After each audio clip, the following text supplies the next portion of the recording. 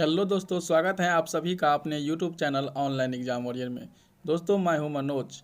आज समान अध्ययन प्रश्न पत्र संख्या 12 है। इससे पहले 11 टेस्ट हो चुका है। जो लोग नहीं देखे हैं प्ले लिस्ट में जाकर के देख सकते हैं।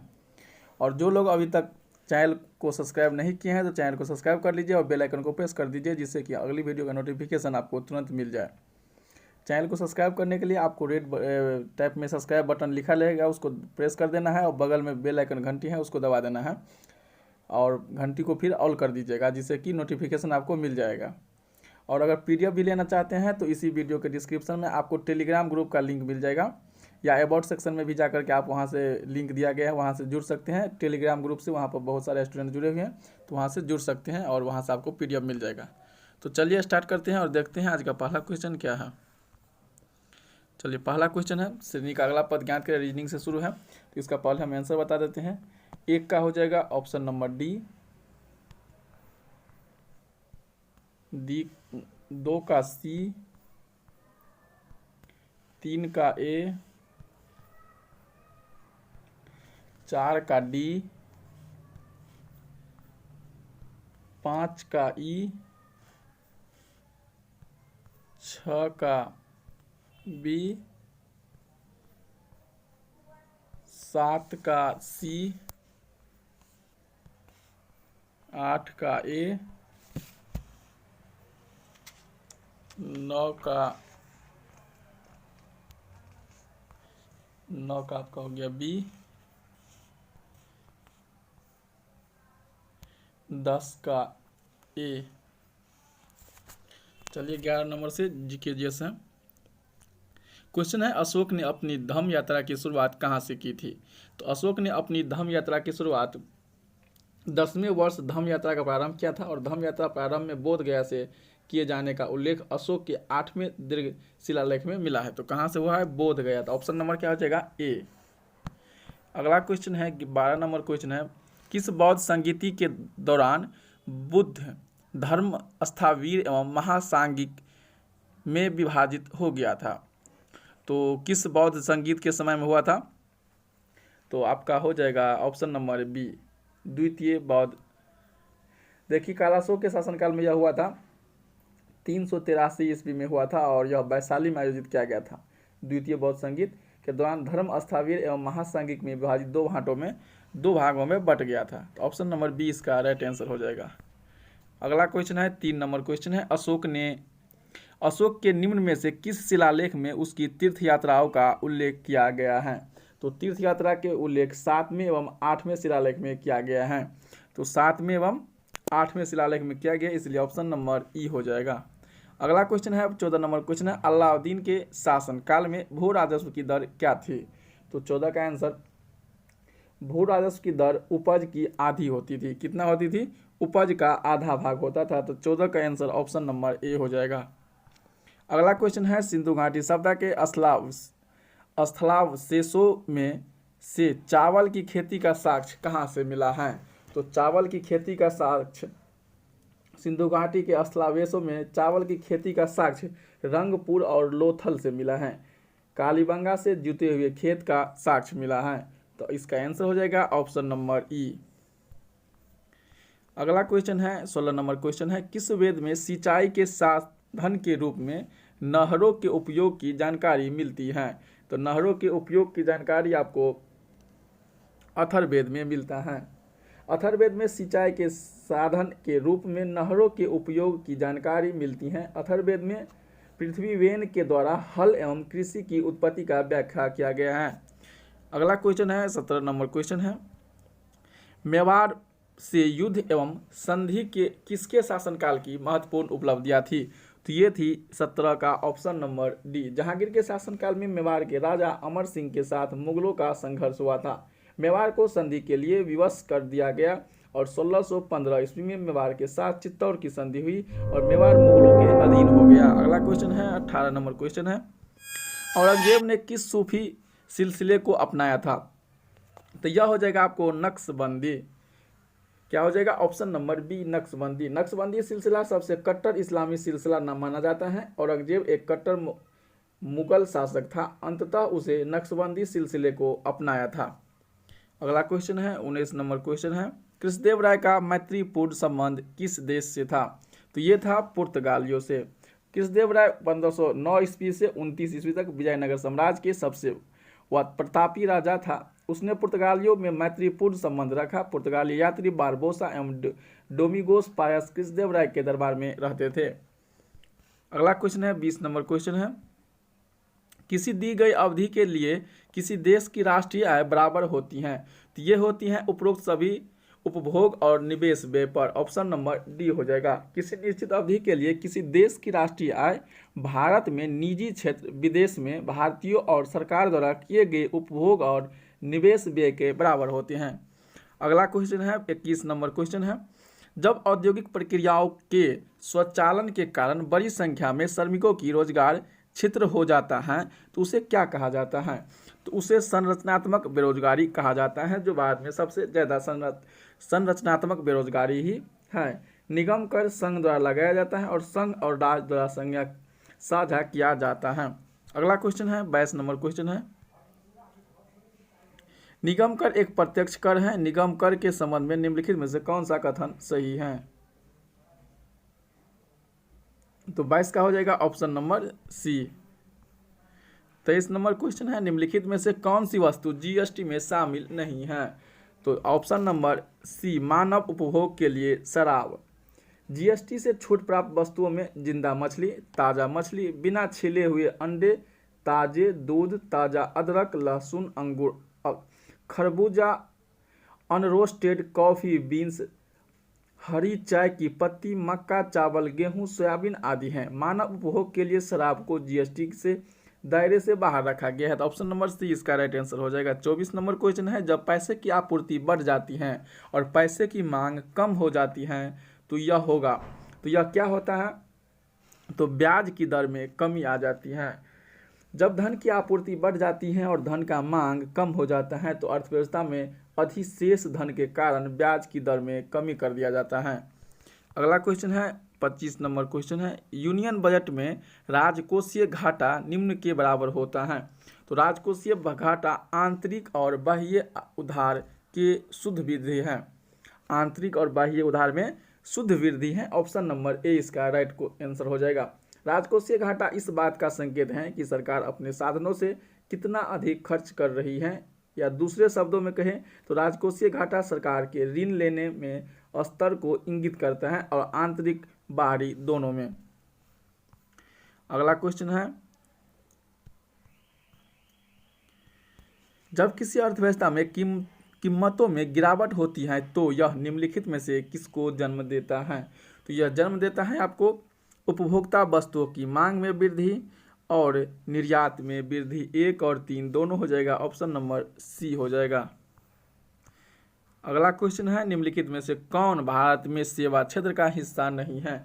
तो भारत में सेवा क्षेत्र का हिस्सा निर्माण नहीं है। द्वितीय क्षेत्र, इस क्षेत्र में प्राथमिक क्षेत्र से प्राप्त विभिन्न उत्पादों का प्रयोग करके विभिन्न उपयोगी वस्तु का निर्माण किया जाता है और निर्माण द्वितीय क्षेत्र का एक हिस्सा है। 28 नंबर क्वेश्चन है,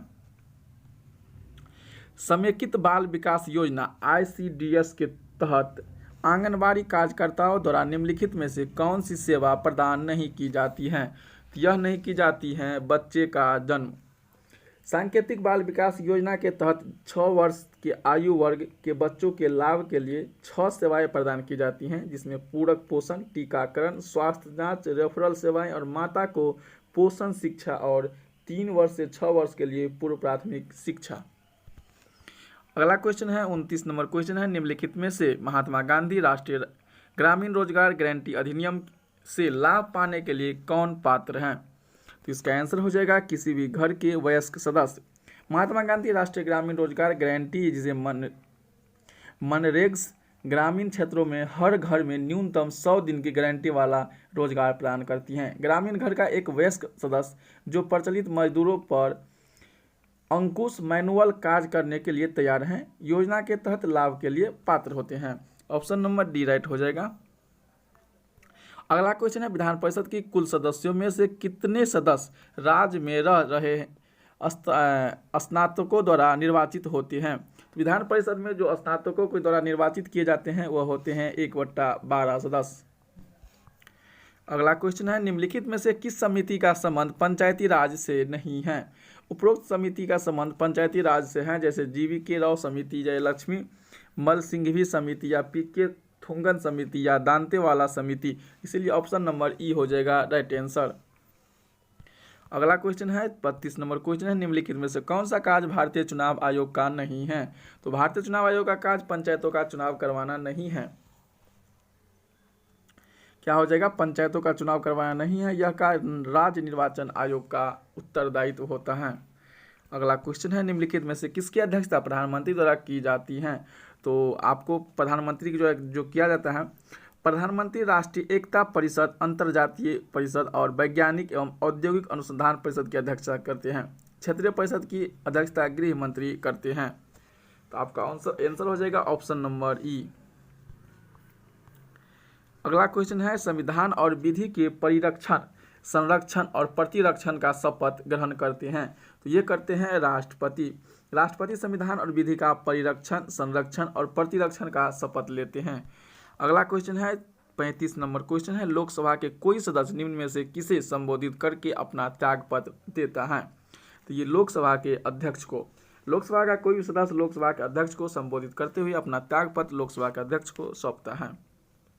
अगला क्वेश्चन है 36 नंबर क्वेश्चन है, अविश्वास प्रस्ताव के संदर्भ में निम्न में से कौन सा कथन सही है? तो लोकसभा में इसे स्वीकार करने का कारण बताना आवश्यक नहीं है, ऑप्शन नंबर डी हो जाएगा। देखिए, अविश्वास प्रस्ताव लोकसभा में सरकार के विरुद्ध लाया जाता है। प्रस्ताव लाने के लिए 50 समर्थक सदस्यों की सहमति आवश्यक है। लोकसभा में इसे स्वीकार करने का कारण बताना आवश्यक नहीं है। यह सिर्फ पूरे मंत्रिपरिषद के विरुद्ध लाया जा सकता है। यदि लोकसभा में पारित हो जाए तो उसे मंत्रिपरिषद को त्यागपत्र देना पड़ता है। तो ऑप्शन नंबर डी इसका राइट हो जाएगा। अगला क्वेश्चन है 37 नंबर क्वेश्चन है, निम्नलिखित में से कौन सा युग्म सुमेलित नहीं है? तो यह आपका हो जाएगा ऑप्शन नंबर डी नहीं सुमेलित है। संसदीय विशेषाधिकार अनुच्छेद 105 में सही है, अध्यादेश 1, 2, 3 में, और राज्यपाल का, राष्ट्रपति का अध्यादेश है और राज्यपाल का अध्यादेश होता है 2, 1, 3 में, यानी कि 213 में। राष्ट्रपति का अध्यादेश 123 में और राज्यपाल का अध्यादेश 213 में, संयुक्त अधिवेशन 108 के तहत। लेकिन राज्यपाल का जो दिया गया 154 नहीं है, राज्यपाल का उल्लेख संविधान के 153 में किया गया। कितना में किया गया है? 153 में होगा, लेकिन 54 है, गलत है, इसलिए ऑप्शन नंबर डी हो जाएगा। अगला क्वेश्चन है, विधान परिषद के कुल सदस्यों में से कितने सदस्य का अप्रत्यक्ष रूप से चुनाव होता है? तो ये आपका होता है 5/6 सदस्य का। विधान परिषद के कुल सदस्य में 5/6 सदस्य का अप्रत्यक्ष रूप से चुनाव होता है और 1/6 राज्यपाल नामित करते हैं। अगला क्वेश्चन है, सिक्किम को पूर्ण राज्य का दर्जा निम्न में से किस संविधान संशोधन के द्वारा दिया गया था? तो यह दिया गया था ऑप्शन नंबर बी, 36वें संविधान संशोधन अधिनियम 1975 के द्वारा सिक्किम को पूर्ण राज्य का दर्जा प्राप्त हुआ। सामुदायिक विकास कार्यक्रम की शुरुआत कब हुई थी? सामुदायिक कार्यक्रम विकास की शुरुआत आपको 1952 में हुआ था, ऑप्शन नंबर ए हो जाएगा। अगला क्वेश्चन है, अशोक मेहता समिति के सिफारिश में निम्न में से कौन सा शामिल नहीं था? तो अशोक मेहता समिति के गठन में दिसंबर में हुआ था, 1977 में किया गया था, जिसे 132 सिफारिश दी। इस स्तर पर कोई आरक्षण प्रदान नहीं होना चाहिए, इन सिफारिशों में शामिल नहीं है। तो ऑप्शन नंबर सी हो जाएगा, किसी स्तर पर कोई आरक्षण प्रावधान नहीं था। अगला क्वेश्चन है 42 नंबर क्वेश्चन है, संसद सदस्यों की निर्भरता या अयोग्यता के प्रश्न पर निर्णय कौन लेता है? तो यह निर्णय भारतीय निर्वाचन आयोग के परामर्श से राष्ट्रपति के द्वारा लिए जाते हैं, ऑप्शन नंबर डी हो जाएगा। अगला क्वेश्चन है 43 नंबर क्वेश्चन है, भारतीय निर्वाचन आयोग के अनुसार एक राष्ट्रीय दल के रूप में मान्य होने के लिए एक राजनीतिक दल को कितने राज्यों में मान्यता प्राप्त राजनीतिक दल के रूप में होना चाहिए? तो ये आपका हो जाए कम से कम 4 राज्यों में। एक राष्ट्रीय दल के रूप में मान्यता होने के लिए निम्न शर्त इस प्रकार है कि कोई दल 4 अलग अलग राज्यों में लोकसभा या विधानसभा का चुनाव में कम से कम 6% मतों पाए हो और लोकसभा में कम से कम 4 सीट जीते हों। 6% मत और 4 सीट होना जरूरी होता है। किसी भी दल को कम से कम 4 या उससे अधिक राज्यों में राज्यीय दल का मान्यता प्राप्त होगा। अगला क्वेश्चन है 44 नंबर क्वेश्चन है, यदि पृथ्वी का गुरुत्वाकर्षण बल अचानक लुप्त हो जाए तो वस्तु के भार एवं द्रव्यमान पर क्या अंतर पड़ेगा? यदि पृथ्वी का गुरुत्वाकर्षण बल अचानक गायब हो जाता है तो शरीर का वजन और द्रव्यमान शून्य हो जाएगा। तो यह शून्य हो जाएगा, तो इसीलिए ऑप्शन नंबर ई हो जाएगा, ऑप्शन में नहीं दिया गया है। 45 नंबर क्वेश्चन है, वह कौन से मूल रंग है जिनसे टीवी के पर्दे पर विभिन्न रंग प्रकट किए जाते हैं? तो वह आर बी जी रेड ब्लू ग्रीन है। तो इसका आंसर हो जाएगा लाल हरा नीला, ऑप्शन नंबर 1, जिसे प्राथमिक रंग भी कहा जाता है। निम्न में से कौन सा एक विटामिन सूर्य के प्रकाश की उपस्थिति में त्वचा में बनता है? तो इसका आंसर हो जाएगा option number C, vitamin D, या सूर्य से प्राप्त रोशनी से मिलता है। इनमें से कौन सा विषाणु जनित रोग नहीं है? विषाणु से होने वाला रोग नहीं है, तो 47 का हो जाएगा आपको क्षय रोग। अगला क्वेश्चन है, परमाणु के नाभिक का आकार क्या होता है? तो परमाणु के नाभिक का आकार 10⁻⁻15 होता है और उसका त्रिज्या 10⁻⁻10 मीटर होता है। अगला क्वेश्चन है, सिरका और बेकिंग सोडा का अभिक्रिया से क्या बनता है? सिरका एवं बेकिंग सोडा की अभिक्रिया से क्या बनता है? तो यह कार्बन डाइऑक्साइड बनता है। अगला क्वेश्चन है, महिलाओं के उदर के निचले भाग को दोनों ओर कितने अंडाशय स्थित होते हैं? इसका आंसर हो जाएगा ऑप्शन नंबर ए, एक जोड़ी। मादा में अंडाशय की एक जोड़ी होता है, जिसे निचले उदर में प्रत्येक तरफ गर्भाशय के बगल में एक झिल्ली द्वारा जुड़ी होती है। तो ऑप्शन नंबर 1 इसका राइट आंसर हो जाएगा। अगला क्वेश्चन है, 51 नंबर क्वेश्चन है, प्रकाश संश्लेषण के माध्यम से कुल स्थिरीकृत कार्बन डाइऑक्साइड का लगभग आधा भाग कौन स्थिरीकृत करता है? यह स्थिरीकृत करता है। तो 51 का हो जाएगा ऑप्शन नंबर सी, सवाल करता है। पृथ्वी और कुल कार्बन डाइऑक्साइड का कम से कम आधा हिस्सा प्रकाश संश्लेषण के माध्यम से सवाल द्वारा किया जाता है। अगला क्वेश्चन है, 52 नंबर क्वेश्चन है, टिड्डी, तितली, बिच्छू, झींगा सभी किस संघ के उदाहरण हैं? ये आपको हो जाएगा ऑप्शन नंबर सी, ऑर्थोपोडा संघ के हैं। क्रिस्टलीकरण किसका उदाहरण है? तो क्रिस्टलीकरण यह उदाहरण है आपका भौतिक परिवर्तन का, ऑप्शन नंबर ए हो जाएगा। अगला क्वेश्चन है, स्ट्रेप्टोमाइसिन प्रतिजैविक किस जीवाणु से प्राप्त किया जाता है? तो ये प्राप्त किया जाता है स्ट्रेप्टोकोकस ग्रीसस के द्वारा, स्ट्रेप्टोकोकस ग्रीसस के द्वारा। तो आपका ऑप्शन नंबर ए हो जाएगा। अगला क्वेश्चन है, मटर के पौधे में कितने जोड़े गुणसूत्र होते हैं? तो ये हो जाएगा आपका 14। मच्छर में 6 होता है, मटर के पौधे में 14 होता है, सूरजमुखी में 34 होता है और इंसान में 46 होता है और कुत्ता में 78 होता है। अगला क्वेश्चन है, इनमें से कौन धमनी का कार्य नहीं है? तो धमनी का कार्य रुधिर दाब के साथ धीरे धीरे बहता है, ये गलत है, ऑप्शन नंबर सी गलत है। अगला क्वेश्चन है, निम्न में से कौन सा सुमेलित नहीं है? माता पिता का रक्त समूह और बच्चों के रक्त समूह से संबंधित नहीं है। तो देखिए 57 का हो जाएगा आपको ऑप्शन नंबर ई। निम्नलिखित में से ध्वनि की चाल किसमें न्यूनतम होगी? तो ध्वनि की चाल आपको अल्कोहल में सबसे न्यूनतम होती है। हाइड्रोजन में 1286, पारा यानी मरकरी में 1450, शराब में 1143, कांच में 5640 मीटर पर सेकेंड। निम्नलिखित में से कौन सा कीटों से प्राप्त नहीं होता है? तो ये कीटों से प्राप्त मोती नहीं होता है। रेशम कीट द्वारा निर्मित होता है, मधुमक्खी द्वारा शहद का उत्पादन किया जाता है और लाख का उत्पादन लाख कीट के द्वारा किया जाता है। गुरुत्वाकर्षण स्थिरांक जी नियतांक है जिसका मान होता है, तो जी नियतांक है जिसका मान कितना होता है 6.67 × 10⁻11 न्यूटन मीटर स्क्वायर पर kg स्क्वायर होता है। तो ऑप्शन नंबर आपका बी हो जाएगा। अगला क्वेश्चन है, ग्राफीन होता है। तो ग्राफीन क्या होता है? यह कार्बन का नैनो प्रतिरूप है, कार्बन का नैनो प्रतिरूप है ग्राफीन। कार्बन का बहुत रूप होता है, जैसे ग्रेफाइट होता है, हीरा होता है, उसी प्रकार ग्राफीन भी कार्बन का एक नैनो प्रतिरूप है। अगला क्वेश्चन है, डीएनए की द्विकुंडलित संरचना किसके द्वारा दी गई थी? तो डीएनए के द्विकुंडलित संरचना किसके द्वारा दिया गया था? तो 62 का ऑप्शन नंबर बी, वाटसन तथा क्रिक के द्वारा। अगला क्वेश्चन है, अधिकांश प्राणियों के जीवित पदार्थ का लगभग 80% पदार्थ क्या है? तो 80% पदार्थ प्रोटीन होता है, ऑप्शन नंबर ए हो जाएगा। अगला क्वेश्चन है 64 नंबर क्वेश्चन है, भारत की सबसे ऊंची चोटी कंचनजंगा की ऊंचाई कितनी है? कंचनजंगा की ऊंचाई आपका 8598 मीटर होता है। कितना है? 8598 मीटर है। जबकि भारत की सबसे दूसरी चोटी नंदा देवी की ऊंचाई 7186 मीटर है। अगला क्वेश्चन है, निम्नलिखित में से क्षेत्रफल की दृष्टि से सबसे बड़ा कौन सा है? तो सबसे बड़ा आपका हो जाएगा option number A, biosphere reserve. अगला क्वेश्चन है, निम्नलिखित में से असत्य कथन का पहचान करें। तो 66 का हो जाएगा, कैमूर जिला केवल उत्तर प्रदेश की सीमा और रोहतास जिला केवल झारखंड एवं उत्तर प्रदेश दोनों सीमा को स्पर्श करता है। तो ऑप्शन नंबर ई हो जाएगा। बिहार का क्षेत्रफल लगभग भारत के क्षेत्रफल का कितना प्रतिशत है? तो इसका है 2.86%। भारत का क्षेत्रफल पूरे विश्व के क्षेत्रफल का 2.4%, जबकि बिहार का क्षेत्रफल पूरे भारत का क्षेत्रफल का 2.86% है। भारत वन स्थिति रिपोर्ट 2019 के अनुसार निम्नलिखित में से किस राज्य में वन विस्तार 75% से अधिक नहीं है? तो यह हो जाएगा आपको Madhya Pradesh, option number D.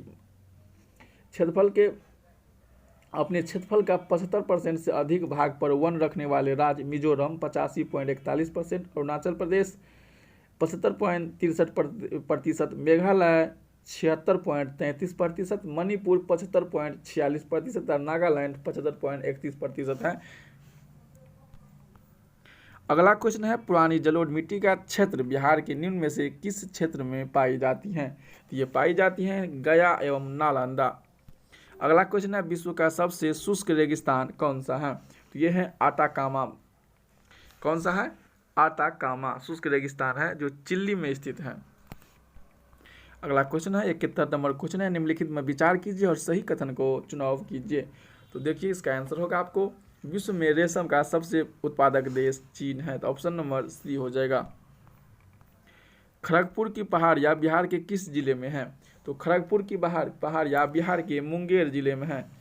अगला क्वेश्चन है, निम्नलिखित में से कौन सा एक प्रशांत महासागर की धारा नहीं है? तो 53 का हो जाएगा ऑप्शन नंबर सी, अलगुहास का धारा। अलगुहास धारा हिंद महासागर में बहने वाली धारा है। हिंद महासागर में बहने वाली मुख्य धाराएं मोजाम्बिक धारा गर्म धारा है, अलगुहास धारा ठंडी धारा है और पूर्वी ऑस्ट्रेलियाई धारा गर्म धारा है तथा दक्षिणी विषुवतीय रेखीय धारा गर्म धारा का उदाहरण माना जाता है।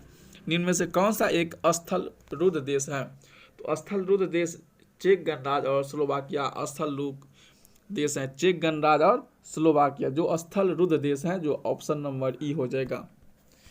रेगूर या काली मिट्टी का सबसे ज्यादा विस्तार किस राज्य में है? तो 75 का हो जाएगा ऑप्शन नंबर सी, महाराष्ट्र में।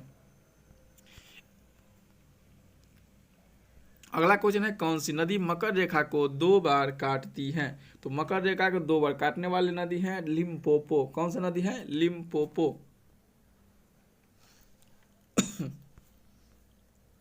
77 नंबर क्वेश्चन, आर्थिक स्पंदना कार्यक्रम की शुरुआत किस राज्य में हुआ है? तो आर्थिक स्पंदना कार्यक्रम की शुरुआत जो हुआ है वह कर्नाटक में हुआ है। कर्नाटक के विभिन्न सहकारी संस्थाओं के माध्यम से कृषि और गैर कृषि क्षेत्रों में ऋण वितरित करने के लिए आर्थिक संपदा कार्यक्रम की शुरुआत की गई है। देश का पहला ऑनलाइन कचरा विनिमय कार्यक्रम किस राज्य द्वारा शुरू किया गया है? तो यह किया गया है उत्तर प्रदेश के द्वारा। आंध्र प्रदेश।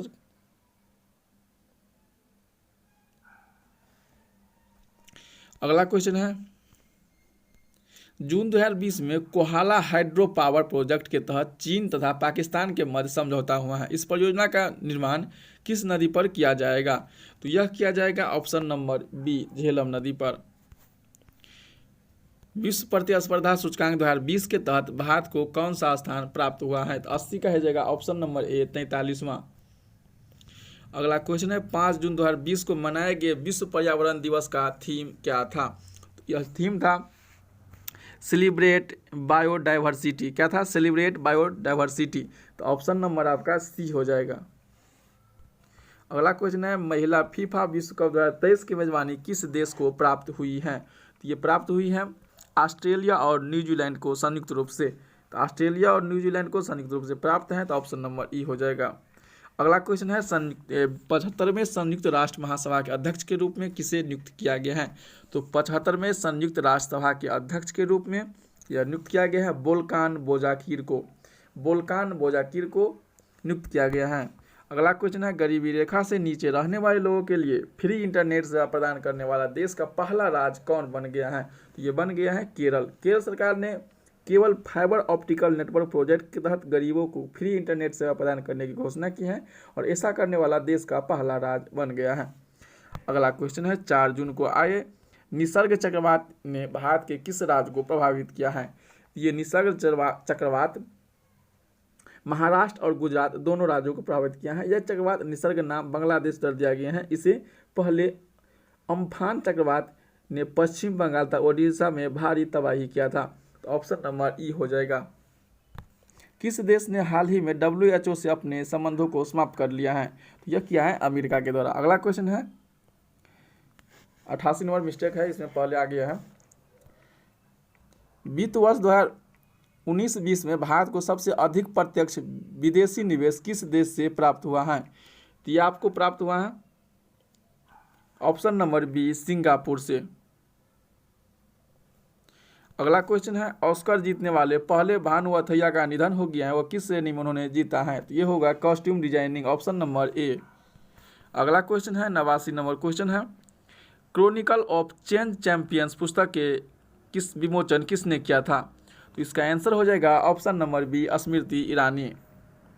90 नंबर क्वेश्चन है हाल ही में पैंगोंग झील के क्षेत्र को लेकर भारत और चीन के मध्य विवाद उत्पन्न हुआ है। यह झील कहाँ स्थित है? तो 90 का हो जाएगा ऑप्शन नंबर डी लद्दाख। अगला क्वेश्चन है विश्व खाद्य सुरक्षा 2020 किसे प्रदान किया गया है? तो यह प्रदान किया गया है डॉक्टर रतन लाल को। अगला क्वेश्चन है बौद्धिक संपदा साक्षरता और जागरूकता अभियान के लिए कलाम कार्यक्रम किस मंत्रालय द्वारा शुरू किया गया है? तो यह किया गया है आपको शिक्षा मंत्रालय के द्वारा। अगला क्वेश्चन है किस भारतीय राज्य ने आईफ्लोस नामक एक एकीकृत बाढ़ चेतावनी प्रणाली को शुरू किया गया है? तो यह किया गया है महाराष्ट्र सरकार के द्वारा। हाल ही में महाराष्ट्र सरकार ने आईफ्लोस नामक बाढ़ चेतावनी प्रणाली की शुरुआत की है। इसके तहत 6 से 72 घंटे पहले ही बाढ़ संभावित क्षेत्र में चेतावनी मिल जाएगी और चेन्नई के बाद महाराष्ट्र ऐसा करने वाला दूसरा राष्ट्र बन गया है। अगला क्वेश्चन है 94 नंबर क्वेश्चन है मई 2020 में राष्ट्रीय कृषि और ग्रामीण विकास बैंक यानी कि नाबार्ड का अध्यक्ष किसे नियुक्त किया गया है? तो नाबार्ड का अध्यक्ष गोविंदा राजुलू चिंताला को किया गया है। किसको? गोविंदा राजुलू चिंताला को। नाबार्ड का स्थापना 1982 में किया गया था। बजट 2020 भारत के कितने पारंपरिक स्थलों को पर्यटन स्थल के रूप में विकसित करने की बात की गई है? यह किया गया है 5। अगला है हाल ही में संयुक्त राष्ट्र सुरक्षा परिषद में भारत के अतिरिक्त 4 और देशों को 2 वर्ष के लिए अस्थायी सदन के रूप में चुना गया है। निम्नलिखित में से उनमें शामिल नहीं है। तो 96 का हो जाएगा ऑप्शन नंबर डी म्यांमार। संयुक्त राष्ट्र सुरक्षा परिषद में Bharat, Ireland, Mexico, Norway, Kenya को वर्ष 21 से 22 के लिए गैर अस्थायी सदस्य के रूप में चुना गया है। 97 नंबर क्वेश्चन है एक भारत श्रेष्ठ भारत किस मंत्रालय द्वारा कार्यक्रम शुरू किया गया है? एक भारत श्रेष्ठ भारत सूचना एवं प्रसार मंत्रालय के द्वारा किया गया है। सूचना एवं प्रसार मंत्रालय द्वारा आयोजित एक भारत श्रेष्ठ भारत अभियान का उद्देश्य सभी राज्यों और केंद्रशासित प्रदेशों के बीच गहरे रचनात्मक संवादों के माध्यम से राष्ट्रीय एकता की भावना को बढ़ावा करना है। अगला क्वेश्चन है 34वां सूरजकुंड मेला जो कि फरीदाबाद हरियाणा में आयोजित किया गया था, किस राज्य को इस मेले का थीम राज्य चुना गया था? तो यह 98 का जाएगा ऑप्शन नंबर ई, क्योंकि हिमाचल प्रदेश ऑप्शन में नहीं है, हिमाचल प्रदेश को थीम स्टेट के रूप में चुना गया था। अगला क्वेश्चन है 99 नंबर क्वेश्चन है वर्ष 2020 को ईयर ऑफ मोबिलिटी के रूप में मानने की घोषणा किसने की थी? तो यह हो जाएगा option number C CISF। CISF ने वर्ष 2020 को ईयर ऑफ मोबिलिटी के रूप में मानने की घोषणा किया था।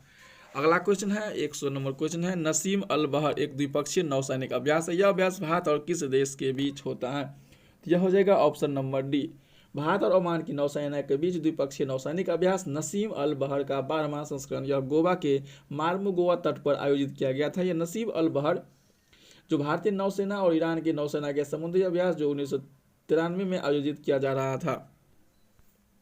अगला क्वेश्चन है किस पूर्वोत्तर राज्य में पहली बार विशेष आर्थिक सेज स्थापित किए जाने की अधिसूचना जारी की गया है? तो यह क्या गया है ऑप्शन नंबर डी त्रिपुरा। वाणिज्यिक और उद्योग मंत्रालय ने हाल ही में त्रिपुरा को पहला विशेष आर्थिक क्षेत्र बनाने का ऐलान किया है। इस SIZ दक्षिण त्रिपुरा जिले में पश्चिम जाफेला साबरूम में स्थापित किया जाएगा। अगला क्वेश्चन है 2 नंबर क्वेश्चन है सर्वोच्च न्यायालय द्वारा नाम्बिया से अफ्रीकी चीतों को भारत में पुनर्वास हेतु मंजूरी प्रदान की गई है। भारत के किस वन्य जीव अभ्यारण्य में इस चीतों को रखा जाएगा? तो यह रखा जाएगा option number C, Kuno Palpur अभ्यारण्य में। कहाँ रखा जाएगा? कूनो पालपुर अभ्यारण्य में। अगला क्वेश्चन है, हाल ही में चर्चा में रहा हागिया सोफिया संग्रहालय, जिसे मस्जिद के रूप में परिवर्तित कर दिया गया है, वह किस देश में स्थित है? इसका हो जाएगा ऑप्शन नंबर डी, इस्तांबुल। अगला क्वेश्चन है, विश्व का पहला देश जो धान 29 नाम का गोल्डन राइस की खेती करेगा? इसका आंसर हो जाएगा ऑप्शन नंबर सी, बांग्लादेश। अगला क्वेश्चन है, कोमोरोस के सर्वोच्च नागरिक पुरस्कार the order of the green crescent किससे सम्मानित किया गया है? तो यह किया गया है आपको एम वेंकैया नायडू को। अगला क्वेश्चन है, राष्ट्रमंडल खेल 2022 में कहाँ आयोजित किया जाएगा? तो 106 का हो जाएगा option number D, England. 19 number question है, 1919 में दरभंगा महाराज के विरुद्ध किसानों को किसने संगठित किया गया था? तो यह किया गया था स्वामी विद्यानंद के द्वारा।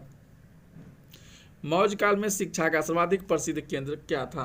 तो यह था आपको तक्षशिला। अगला क्वेश्चन है, किसके सुझाव पर बिहार में गोल घर का निर्माण हुआ था? यह हुआ था जॉन सोर के सुझाव पर। 1783 ईस्वी में अकाल के बाद जॉन सोर ने अन्नागार निर्माण के सुझाव के लिए 1784 ईस्वी में पटना में गोल घर का निर्माण करवाया था। पटना में भवानी मंदिर क्रांतिकारी संस्था की स्थापना किसने किया है? तो यह हो जाएगा ऑप्शन नंबर सी, भूपेंद्र नाथ दत्त के द्वारा। अगला क्वेश्चन है 11 नंबर क्वेश्चन, बिहार की कौन सी नदी कैमूर के पठार को छोटा नागपुर के पठार से अलग करती हैं? तो ये करती हैं आपको सोन नदी। अगला क्वेश्चन है, निम्नलिखित में से कौन सा लोक नाटक बिहार में प्रचलित नहीं है? तो ये आपको जट जटिन, ये डोमकच, विदेशिया, सम कचेकवा सभी हैं, ऑप्शन नंबर ई हो जाएगा। अगला क्वेश्चन है, बिहार के सिंचाई के लिए किस साधन का प्रयोग किया जाता है? तो बिहार में सिंचाई के लिए उपयुक्त सभी साधन का प्रयोग किया जाता है और सर्वाधिक नलकूप का प्रयोग किया जाता है। तो आपका ऑप्शन नंबर ए हो जाएगा, ई हो जाएगा, लेकिन सबसे ज़्यादा जो किया जाता है ऑप्शन नंबर ए, नलकूप का किया जाता है। सदाकत आश्रम की स्थापना किसने किया था? तो सदाकत आश्रम की स्थापना मजहुल हक ने किया था। सदाकत आश्रम की स्थापना पटना में हुआ था, जो मौलाना अजरुल हक ने सहयोग आंदोलन के दौरान किया था। सदाकत एक अरबी शब्द है जिसका अर्थ होता है सत्य और आश्रम। निम्नलिखित में से कौन 1934 में गठित कांग्रेस सोशलिस्ट पार्टी के संबंधित नहीं थे? ये नहीं थे सुभाष चंद्र बोस। कांग्रेस के अंदर समाजवादी विचारधारा का प्रचार प्रसार करने के लिए जयप्रकाश नारायण, आचार्य नरेंद्र देव, अच्युत पटवर्धन और मीनू मसानी ने मिलकर 1934 में कांग्रेस सोशलिस्ट पार्टी की स्थापना किया था। कब किया था? 1934 में। तो सुभाष चंद्र बोस संबंधित नहीं थे। अगला क्वेश्चन है, प्रारंभिक मध्यकाल में बिहार का क्षेत्र किससे बीच संघर्ष का आखराहा बना रहा था? तो 1916 का हो जाएगा, 116 का हो जाएगा आपका ऑप्शन नंबर बी, बंगाल और दिल्ली। अगला क्वेश्चन है, ऑटोबायोग्राफिक राइटिंग्स पुस्तक किन के द्वारा लिखी गई थी? तो 117 का हो जाएगा option number D, Lala Lajpat Rai के द्वारा। निम्नलिखित में से कौन सा बिरसा मुंडा के आदर्शों में शामिल नहीं था? 118 का हो जाएगा ऑप्शन नंबर डी, अहिंसा। अगला क्वेश्चन है, बिहार के राजगीर परगना में कौन से स्थानीय नेता ने 1857 ईस्वी के आंदोलन में स्वयं को राजा घोषित किया था? 19 का हो जाएगा B, Hyder Ali Khan. 20 number question है, अंग्रेजों एवं डचों के मध्य हुए किस युद्ध के बाद डचों का भारत में अंतिम रूप से पतन हो गया था? तो ये हो गया था पोर्टो नोवा के युद्ध में। किसमें? पोर्टो नोवा के युद्ध में। अगला क्वेश्चन है, पुर्तगालियों ने अपनी दूसरी फैक्ट्री कहाँ बनवाई थी? तो ये बनाई थी आपको कन्नूर में। सूरत की संधि किन के मध्य हुई थी? तो 122 का हो जाएगा ऑप्शन नंबर सी, अंग्रेज और रघुनाथ राव के बीच। अगला क्वेश्चन है, अंग्रेज द्वारा भारतीय रियासतों के प्रति अपनाई गई अधीनस्थ संघ का नीति काल था? तो 123 का हो जाएगा ऑप्शन नंबर बी। अगला क्वेश्चन है, बुनकरों की हड्डियों से भारत की भूमि सफेद हो गई है, उपयुक्त कथन निम्न में से किसका है? तो 124 का हो जाएगा option number C, Lord William Bentinck. अगला क्वेश्चन है, 125 नंबर क्वेश्चन है, महालवाड़ी भू राजस्व व्यवस्था को निम्न में से किसके द्वारा प्रारंभ किया गया था? तो 125 का हो जाएगा option number D, Holt Mackenzie के द्वारा। अगला क्वेश्चन है, 1857 के विद्रोह को दमन के बाद ब्रिटिश सरकार ने भारतीय फौज के नवगठन के लिए किस आयोग का गठन किया था? यह आयोग था आपका पीली आयोग। 1857 के विद्रोह के किस नेता की गिरफ्तारी उनके मित्र ने विश्वासघात के कारण संभव हुआ था? ये हुआ था आपको तात्या टोपे। 1757 के विद्रोह में तात्या टोपे ने अंग्रेजी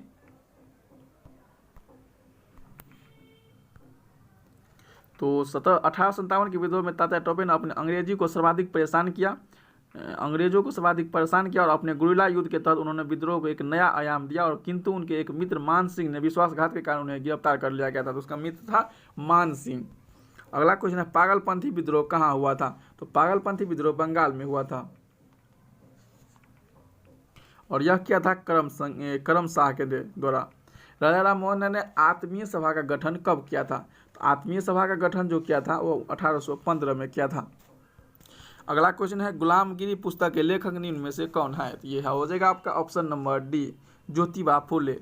गुलामगिरी पुस्तक के लेखक ज्योतिबा फुले थे। इस पुस्तक में उन्होंने निम्न जातियों को पाखंडी ब्राह्मणों एवं उनके अवसरवादी धर्म ग्रंथ में से सुरक्षा दिलाने का आवश्यकता पर जोर दिया गया था। अगला क्वेश्चन है भारत में किस गवर्नर जनरल के द्वारा सबसे पहले प्रेस सेंसरशिप लागू की गई थी? तो ये किया गया था option number A, Lord Wellesley. Bharat में सबसे पहले प्रेस सेंसरशिप लॉर्ड वेलेस्ली के द्वारा लागू किया गया था। इसके लिए समाचार पत्रों का सेंसरशिप अधिनियम 1799 में लागू किया गया था। कब किया था? 1799 में। अगला क्वेश्चन है इंडियन लीग की स्थापना किसके द्वारा की गई थी? तो 132 का हो जाएगा option number A, Suryanath Banerjee के द्वारा। अगला क्वेश्चन है यदि वर्ष में हम एक बार मेढक की तरह टटराए तो हमें कुछ नहीं मिलेगा। कांग्रेस की कार्यप्रणाली के संदर्भ में उत्तक टिप्पणी निम्नलिखित में से किसने दिया था? ये दिया था बाल गंगाधर तिलक ने। अगला क्वेश्चन है 34 नंबर क्वेश्चन है पंडित मदन मोहन मालवीय किस वर्ष हिंदू महासभा के अध्यक्ष बने थे? 134 का हो जाएगा ऑप्शन नंबर बी, 1928 में। अगला क्वेश्चन है किसने क्रिप्सन प्रस्तावों को उत्तर दिनांकित चेक कहा था? तो ये कहा था आपको महात्मा गांधी। 1916 में लखनऊ अधिवेशन में कांग्रेस और मुस्लिम लीग एक साथ आए। इस अधिवेशन की अध्यक्षता किसने किया था? तो ये किया था ऑप्शन नंबर अंबिका चंद, एसी मजूमदार। पृथ्वी पर मौसम परिवर्तन के लिए उत्तरदायी होता है। तो यह होता है आपको पृथ्वी की परिक्रमा गति और पृथ्वी पर अपने अक्ष का 23.5 डिग्री झुका होना, यानी ऑप्शन नंबर डी। दीनदयाल बंदरगाह पोर्ट कहाँ अवस्थित है? ये दीनदयाल पोर्ट जो स्थित है वह गुजरात में स्थित है। दीनदयाल बंदरगाह गुजरात में अवस्थित है। यह कांडला बंदरगाह एक ज्वारीय बंदरगाह का नाम परिवर्तित करके दीनदयाल पंडित रखा गया है। अगला क्वेश्चन है जैविक विविधता पर अभिसमय के प्रति जैव सुरक्षा प्रोटोकॉल के साथ निम्नलिखित में से कौन सा शहर जुड़ा हुआ है? ये जुड़ा हुआ है कार्टाजेना।